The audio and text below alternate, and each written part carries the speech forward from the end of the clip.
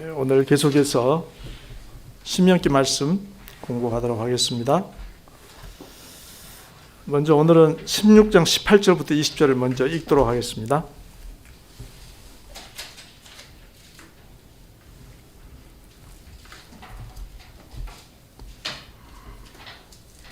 여러분 기억하시겠지만 지난주 수요일에 16장 17절까지를 범위로 잡아가지고 쭉 우리 한번 내용을 살펴봤었습니다. 오늘은 16장 18절부터 그 이후에 일정한 범위까지 또 생각하도록 하겠습니다. 우선 이 석절을 우리 교독을 하도록 하겠습니다. 18절 제가 읽겠습니다. 내 하나님 여호와께서 내게 주시는 각 성에서 내 지파를 따라 재판장들과 지도자들을 둘 것이요 그들은 공의로 백성을 재판할 것이니라.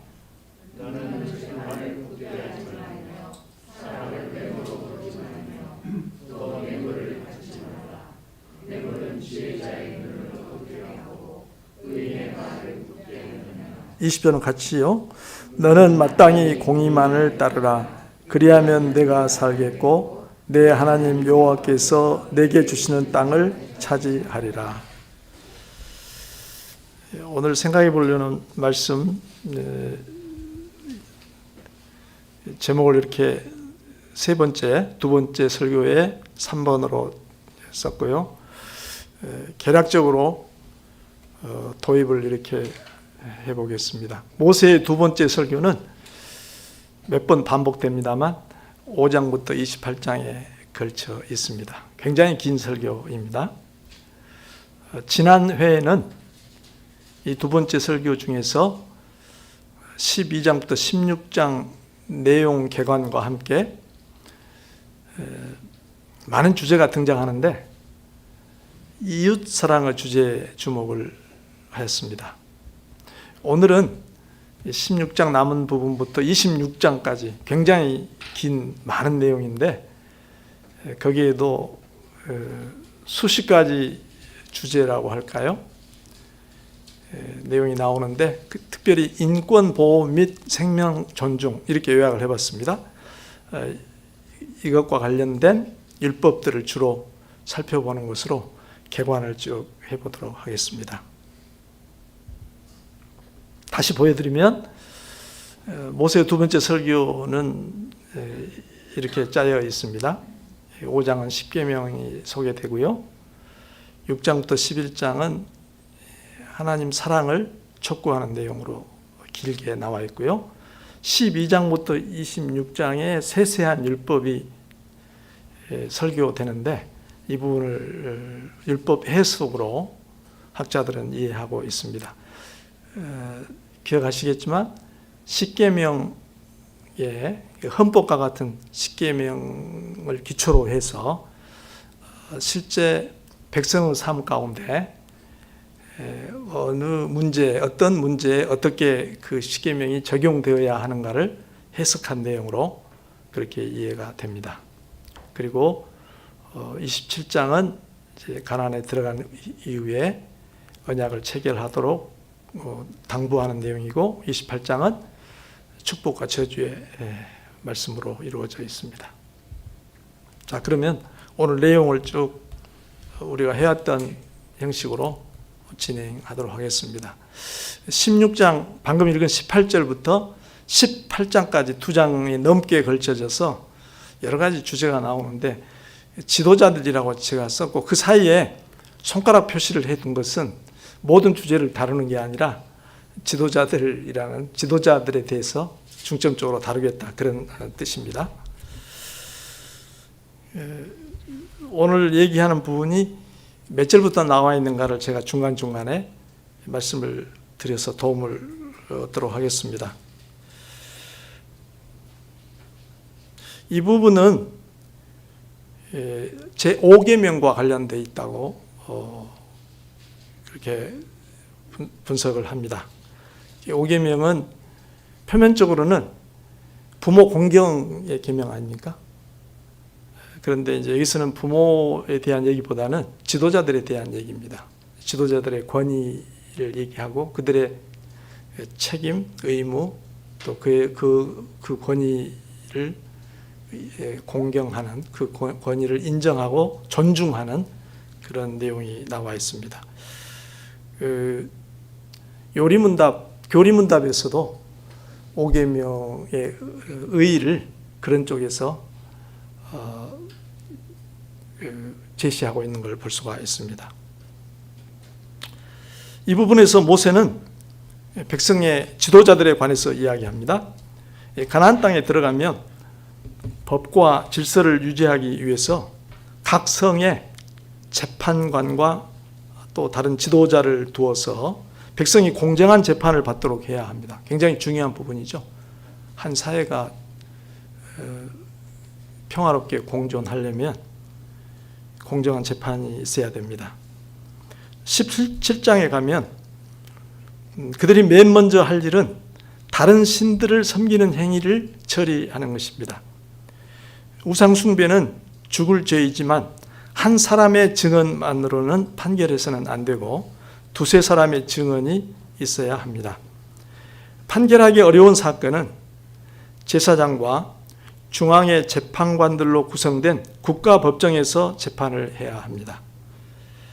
백성은 판결에 절대적으로 복종할 의무가 있습니다. 불복하는 사람은 엄중히 처벌함으로써 재판 결과를 하찮게 여기는 일이 발생하지 않도록 해야 합니다. 17장 14절부터는 왕에 대한 말씀이 나옵니다. 지도자 중에서 왕에 대한 언급이 나옵니다. 왕은 세상의 왕들과는 달라야 합니다. 왕은 결의 가운데서 하나님께서 택하신 사람을 세워야 합니다. 왕은 많은 말이나 아내, 금, 은을 가져서는 안 됩니다. 왕은 율법책을 평생 자기 옆에 두고 읽으면서 율법의 모든 말씀과 규례를 충실히 지켜야 합니다. 그가 백성을 업신여기지 않고 계명에 충실하면 왕위는 오래 계승될 것입니다. 그런 내용이 17장에 쭉 나와 있고요. 18장으로 넘어가면 레위 지파 제사장과 그 레위 사람들은 제사장을 포함한 백성이 바친 것 중에서 몫을 받아 살아가야 한다는 점을 말하고 그에 대한 언급이 좀 있고요. 이어서 다른 민족들의 가증한 행위를 본받지 말 것을 또다시 경고합니다. 이러한 것들은 하나님의 백성인 이스라엘의 존속을 위한 기초가 됩니다. 또한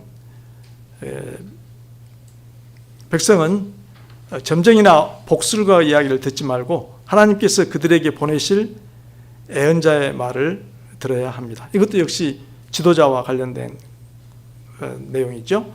주님의 이름으로 말한 것이 그대로 이루어지지 않으면 그는 거짓 예언자이므로 그런 사람을 두려워할 필요가 없습니다. 이상에서 언급된 백성의 지도자는 제사장을 포함한 재판관, 그리고 왕, 예언자, 선지자입니다. 주님께서는 당신의 택하신 백성을 위하여 이 세 직책을 주셨습니다. 그들은 하나님 앞에서 소임을 다해야 하고 백성은 그들을 통치와 가르침에 복종해야 합니다. 그래야 나라가 똑바로 세워질 수가 있습니다. 성경은 그리스도 예수께서 우리의 구원자로서 이 세 직책을 수행하신다고 가르칩니다. 주님의 섬김으로 말미암아 우리는 완전한 구원의 은혜를 누리게 되었습니다. 19장으로 넘어가도록 하겠습니다.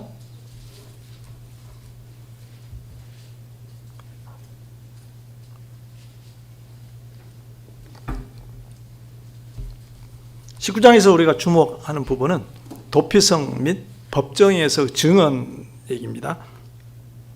이건 10계명의 어느 계명과 연관될까요? 도피성 부분은 아마도 육계명 살인 문제와 연관이 되겠죠. 근데 법정 증인도 살인과 연관되기 때문에 물론 거기에 거짓 증언에서 구계명과도 연관되겠지만 이 부분은 육계명과 연관된 걸로 학자들이 보고 있습니다. 19장 앞부분은 앞에서도 언급된 바 있는 도피성에 관한 말씀입니다. 도피성에 대해서 우리가 잘 알고 있죠. 도피성은 실수로 살인한 사람이 피신하여 복수자로부터 목숨을 지킬 수 있는 곳입니다. 도피성은 요단강 동쪽에 3곳, 서쪽에 3곳을 두어서 피신하는 데 너무 멀지 않도록 배려했습니다.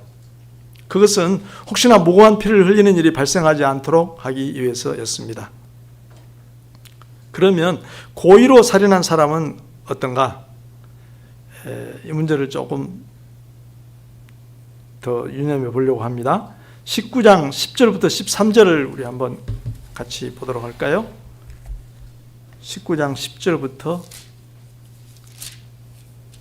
13절.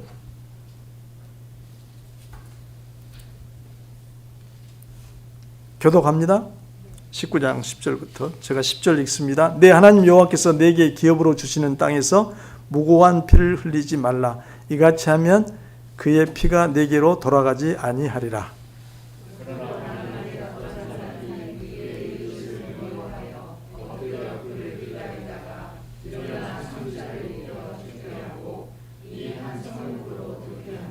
그 본성읍 장로들이 사람을 보내어 그를 거기서 잡아다가 보복자의 손에 넘겨 죽이게 할 것이라.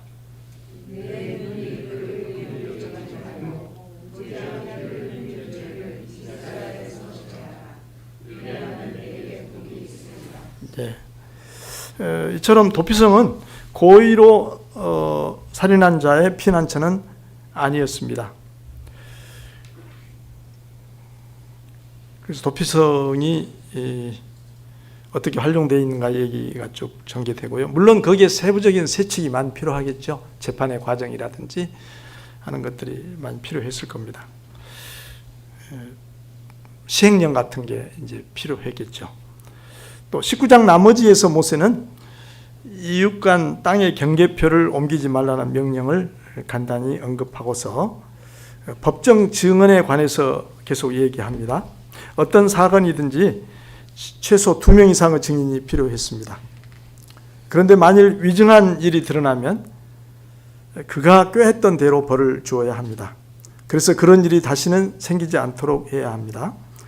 이 부분의 말씀은 살인하지 말라는 계명과 관련이 있습니다. 백성 가운데 억울한 피를 흘리는 일이 없어야 합니다.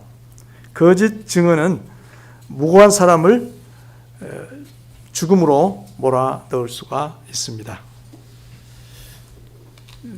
동서고금 어느 사회에서나 거짓 증언은 수없이 반복이 되고 민주주의가 고도로 발달하고 사법체계가 잘 갖춰진 현대에도 벗어나지 못하는 우리 인간의 한계인 것 같습니다. 끊임없이 그런 일들이 있죠. 성경은 그것을 아주 엄중하게 다루고 있습니다. 율법에서는. 자, 20장으로 넘어가도록 하겠습니다. 거기서는 특별히 전쟁과 관련된 윤례라 할까요? 규정에 집중하도록 하겠습니다. 20장에서 모세는 전쟁에 관한 법을 다룹니다. 이방 나라들과의 관계에서 전쟁은 불가피한 것입니다. 이스라엘은 전쟁에 임할 때 주님을 의지함으로 두려워하지 말아야 합니다. 그러나 율법은 피 비린내 나는 전투 중에도 인권을 앞세우고 생명의 손실을 제한하고 있습니다. 모세는 먼저 징집하지 말아야 할 사람을 열거합니다. 집을 짓고 준공식을 못했거나 포도원을 만들고 수확을 못했거나 약혼하고 결혼하지 못했거나 심지어 전쟁이 두려워 겁이 나는 사람은 돌려보내도록 했습니다. 그럼 전쟁은 누가 수행한다는 말인가? 여기서 전쟁은 기본적으로 하나님의 것이라는 점을 기억해야 합니다. 기드온의 300명 용사는 이 점을 잘 보여줍니다. 신명기 율법은 백성의 삶을 전쟁이 추구하는 목적보다 더 중요하게 다루고 있습니다. 10절부터 보면 20장 10절요. 실제 전투에 임해서도 먼저 상대에게 화친을 청해야 합니다. 그리하여 생명의 손실을 줄일 수 있도록 노력해야 합니다. 그러나 주님께서 이스라엘에게 주시기로 약속하신 가나안 땅에 사는 족속들은 진멸해야 합니다. 그 이유를 18절에서는 이렇게 밝히고 있습니다. 우리 18절 보도록 할까요? 같이 읽어봅시다. 18절. 이는 그들이 그 신들에게 행하는 모든 가증한 일을 너희에게 가르쳐 본받게 하여 너희가 너희의 하나님 여호와께 범죄하게 할까 함이니라. 이 문제에 대해서는 설명이 더 필요합니다. 사랑하는 하나님께서 왜 이와 같은 명령을 하시는가? 이것은 성경의 난제 중 하나로 꼽힙니다. 학자들이 많이 씨름하는 문제입니다. 많은 논의가 필요한 부분이지만 이런 간략한 답변이 가능할 것 같습니다. 첫째, 하나님께서는 그 땅을 이스라엘에게 주시기로 약속하셨습니다. 원주민들과의 싸움은 불가피합니다. 둘째로, 가나안 사람들은 자신들의 죄 때문에 그 땅에 살 수 있는 권리를 잃어버렸습니다. 세 번째는 방금 읽은 말씀처럼 이스라엘은 가나안 종교를 따르려는 유혹을 받을 것입니다. 그들을 그대로 남겨뒀을 경우에. 오늘은 이 정도의 간략한 답변으로 만족해야 되겠습니다. 21장으로 넘어가겠습니다. 여기서는 여러 가지 열거된 것 중에서 살인사건 처리에 관한 부분 주목하도록 하겠습니다. 역시 율계명과 관련된 부분이 되겠죠. 모세는 먼저 가나안 땅에 들어가 살 때 죽은 사람이 발견되었으나 범인을 알 수 없는 경우의 처리 방법을 설명합니다. 이런 거 보면 상당히 방대한 법전이 아니라도 인간 생활에서 가장 필요한 요긴한 것들이 잘 제시되어 있습니다. 범인을 알 수 없는 경우, 그런 경우가 생기잖아요. 지도자들은 주님께서 명한 의식을 행함으로써 이스라엘이 살인의 책임을 벗을 수 있도록 해야 합니다. 사람의 죽음은 결코 모른 채 하고 넘어갈 일이 아닙니다. 10절에 가면 또 전쟁 포로를 아내로 삼았다면 부모를 위하여 슬퍼할 시간을 충분히 주고 혹시 그녀를 내보내더라도 노예처럼 팔지 말아야 합니다. 21장은 그 정도로 간략하게 그 부분만 보도록 하겠습니다. 그 다음에 21장 나머지 부분부터 이제 끝 26장까지 거기는 정말 다양한 규례와 법도가 어떻게 보면 막 뒤섞여서 나오는 것 같습니다. 여기서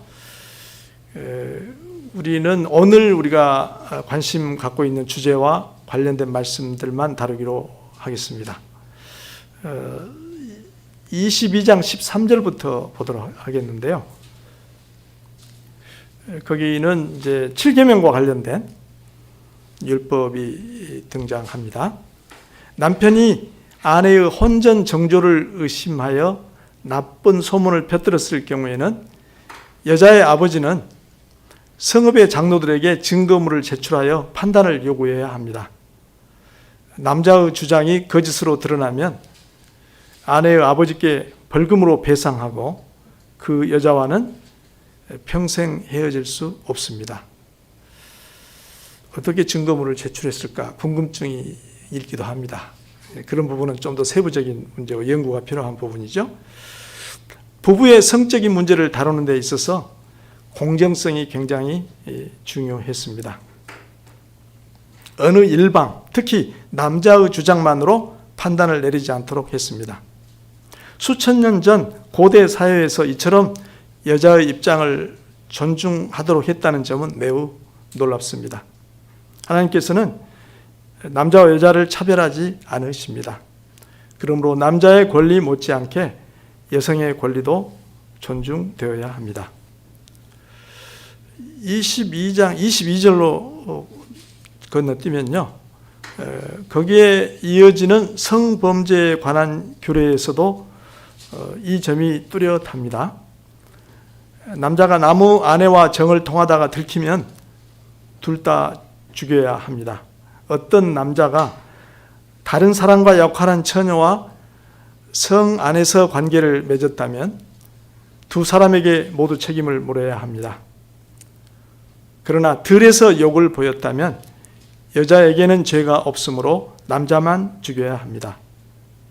어떤 남자가 약혼하지 않은 처녀를 범했다면 그 아버지께 배상금을 내고 그 여자와 결혼해야 합니다. 공동체를 건강하게 유지하려면 성범죄를 잘 다루어야 합니다. 율법은 혼외 성관계를 엄격하게 금하고 있습니다. 그러나 억울하게 처벌을 당하는 일은 없도록 해야 합니다. 특히 피해자가 되기 쉬운 여성의 입장과 권리는 침해되어서는 안 됩니다. 그런 점을 우리들이 좀 살펴볼 수 있겠습니다. 23장으로, 여기 23장 계속 봐야 되겠네요. 23장에서 보면 오늘 우리가 관심 가질 부분은 도망쳐온 종을 다루는 규정입니다. 15절부터 보면요, 주인에게서 도망친 종을 주인에게 돌려보내지 말아야 할 뿐만 아니라 그 종에게 거처를 마련해주고 그를 억압하지 말아야 합니다. 신약으로 성큼 건너와서요, 바울은 실제로 도망친 종 오네시모를 그렇게 보호해 주었습니다. 바울은 오네시모의 주인인 빌레몬에게 그를 형제로 받아달라고 간청을 합니다. 24장으로 넘어갑니다. 거기에는 오늘 주제와 관련하여 눈에 띄는 말씀이 많이 나옵니다. 우선 24장 5절부터 7절을 같이 읽어보도록 하겠습니다. 24장 5절부터 7절 교독합니다. 사람이 새로이 아내를 맞이하였으면 그를 군대로 내보내지 말 것이요 아무 직무도 그에게 맡기지 말 것이며 그는 1년 동안 한가하게 집에 있으면서 그가 맞이한 아내를 즐겁게 할지니라.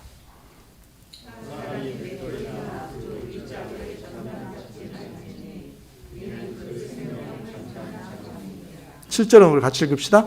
사람이 자기 형제 곧 이스라엘 자손 중 한 사람을 유인하여 종으로 삼거나 판 것이 발견되면 그 유인한 자를 죽일지니 이같이 하여 너희 중에서 악을 제할지니라.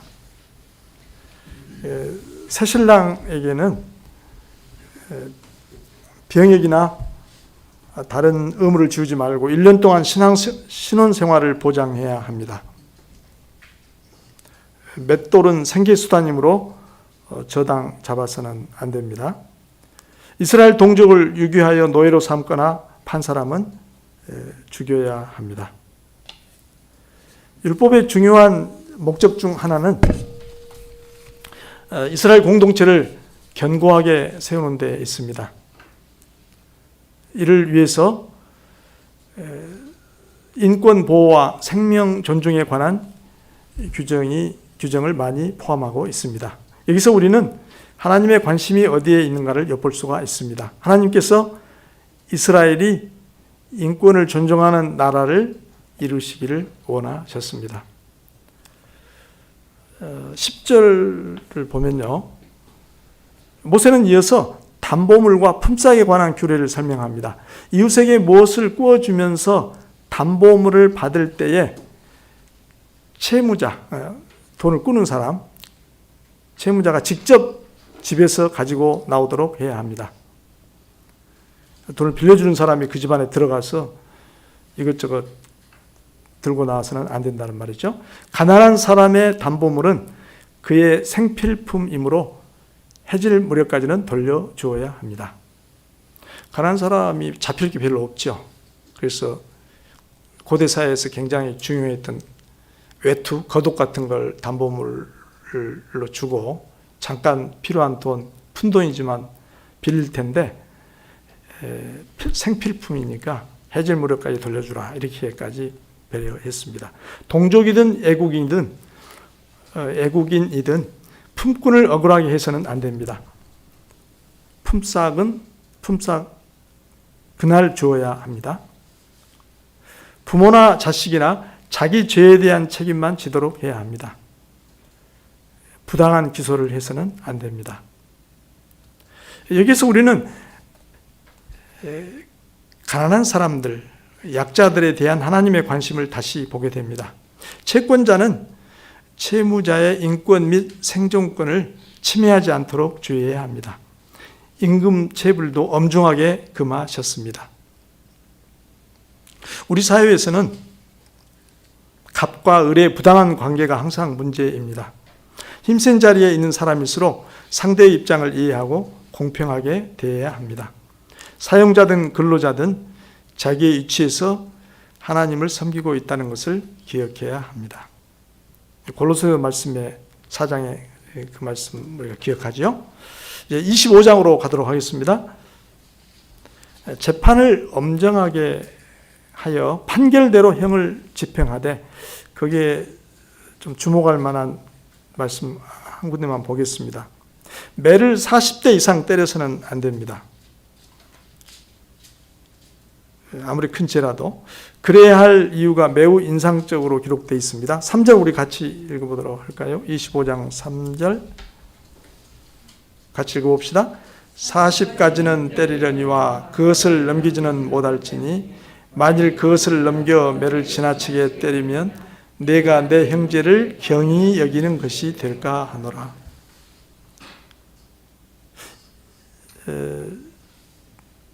그 이유가 참 인상적으로 기록이 되어 있습니다. 매를 지나치게 때리면 내가 내 형제를 경히 여기게 될까 하노라. 이 부분을 세번역에서는 이렇게 표현했어요. 마흔이 넘도록 때려서 당신의 결례가 당신들 앞에서 천히 여김을 받아서는 안 됩니다. 이렇게 표현을 했어요.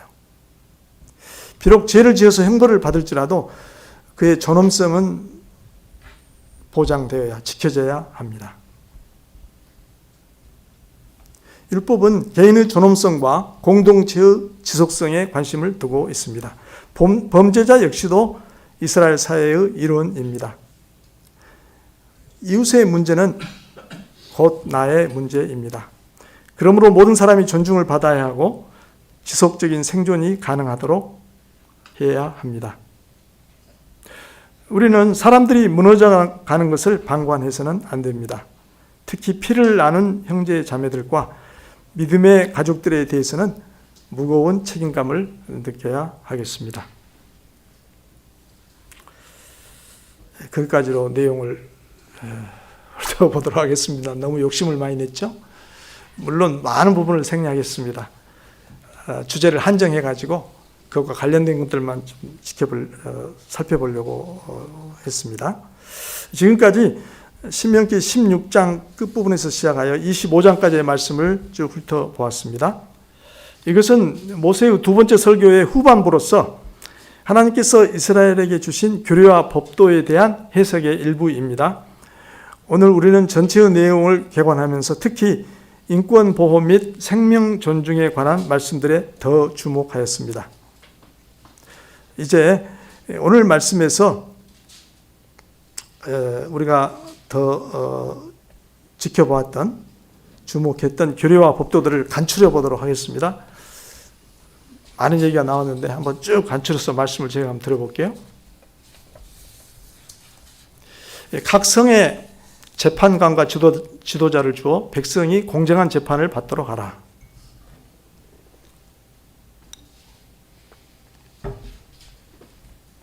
왕은 많은 것을 소유하지 말며 백성을 무시하지 말고 계명에 충실하라.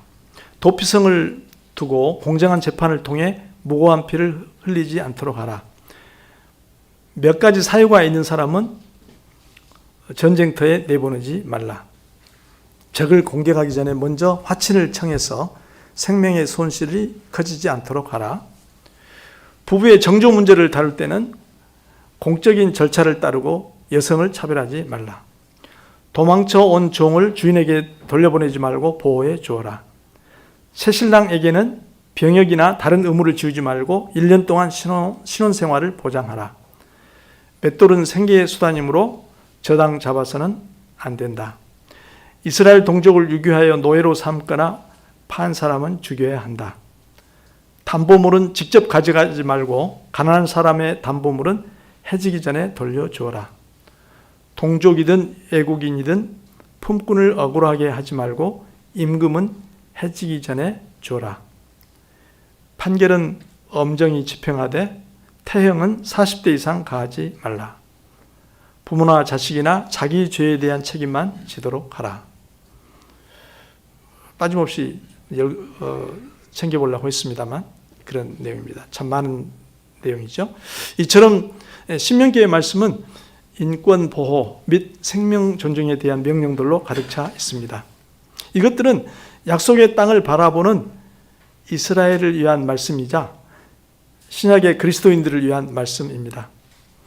우리는 이 말씀들로부터, 이 율법들로부터 오늘날 우리 삶에 적용할 수 있는 원리들을 어렵지 않게 발견할 수가 있습니다. 우리는 이웃 사랑의 정신으로 인권에 대한 높은 감수성과 생명 존중의 숭고한 자세를 충만히 가져야 한다. 결론이 그렇게 써봤습니다. 끝으로 모세는 하나님의 규례와 명령을 준행하라는 당부의 말씀으로서 율법 해석 긴 두 번째 설교를 마무리합니다. 우리도 그 말씀으로 결론을 삼아보도록 하지요. 신명기 26장 16절부터 19절을 보도록 하겠습니다. 율법 해석의 마지막 부분입니다. 거기도 교독하도록 하겠습니다. 16절 제가 있습니다. 오늘 내 하나님 여호와께서 이 규례와 법도를 행하라고 내게 명령하시나니 그런즉 너는 마음을 다하고 뜻을 다하여 지켜 행하라.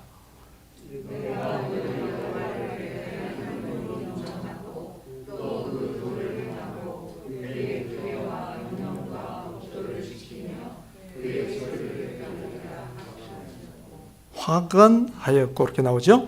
여호와께서도 내게 말씀하신 대로 오늘 너를 그의 보배로운 백성이 되게 하시고 그의 모든 명령을 지키라 화건하셨느니라. 19절.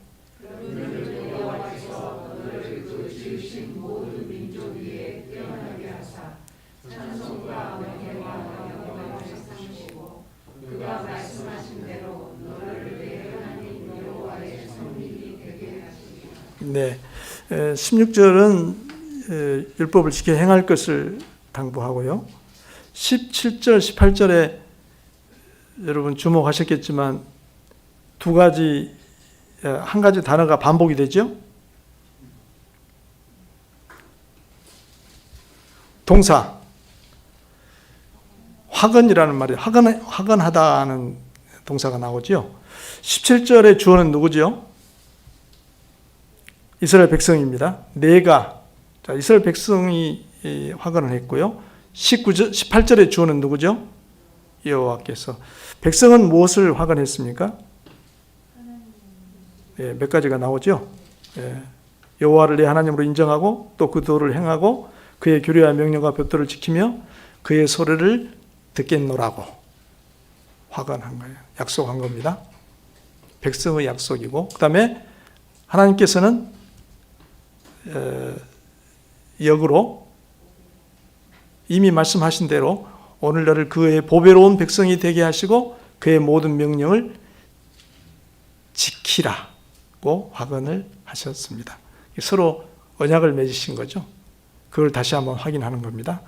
그래서 이제 19절에 그렇게 하시는 하나님의 목적, 그가 말씀하신 대로 너를 내 하나님 여호와의 성민이 되게 하시리라, 이렇게 결론을 맺었습니다. 그리고 이제 두 번째 설교는 여기서 끝나는 건 아니고 27장과 28장까지 이어지는데, 여기는 율법에 대한 해석 부분이 아니고 27장은 가나안 땅에 들어가서 행할 언약식에 대한 얘기고, 28장은 축복과 저주에 관한 말씀으로서 맺어지게 되겠습니다. 이에 대한 언급은 다음번에 살짝 하도록 하겠습니다. 이상으로 세 번째 설교 세 번에 나눠서, 너무나 방대한 내용인데 우리 한번 쭉 읽어본다는 그런 취지로 세 번에 나눠서 말씀을 나누었습니다. 다음번에는 세 번째 설교를 다루도록 하겠습니다. 같이 기도하겠습니다.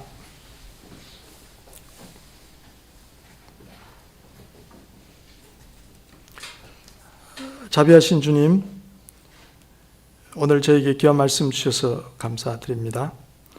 오늘 또 신명기에 기록된 모세의 설교를 통해서 주님의 고귀한 뜻을 배우게 하시니 감사합니다. 주님께서는 이스라엘을 은혜로 구원하시고 가나안 땅에 들어가 주행해야 할 규례와 명령, 법도를 주셨습니다. 그 말씀들은 오늘날 저희에게도 주님께서 기뻐하시는 뜻을 가르쳐 줍니다. 주님, 저희가 세상에 살면서 인권에 대한 높은 감수성을 갖게 하옵시고 사람들의 생명을 소중히 여기면서 더불어 살아가는 자들 되게 하옵소서. 우리 구주 예수 그리스도의 이름으로 기도합니다. 아멘.